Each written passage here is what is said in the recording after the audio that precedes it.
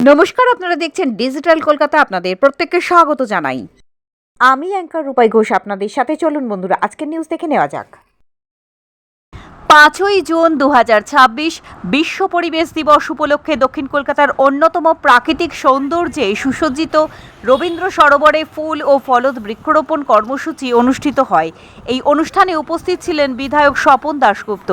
শ্রেষ্ঠা গঙ্গোপাধ্যায়ের প্রতিষ্ঠিত কিষাণকার মূল লক্ষ্যই ছিল পরিবেশ পুনরুদ্ধার, সবুজায়নের সম্প্রসারণ ও নাগরিকদের টেকসই ভবিষ্যৎ।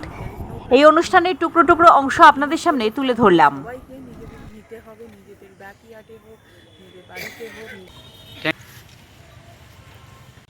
লেক মর্নিং ওয়াকার্স যে কমিউনিটি আছে তার আমি কনভেনার।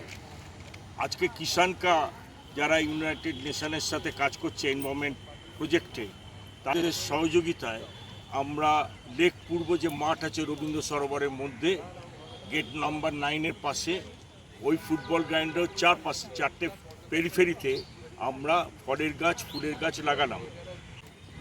এত সবুজ আছে, এইটা যাতে নষ্ট না হয়ে যায় তারা আমাদের বলছে যে আমাদের বাঁচাও।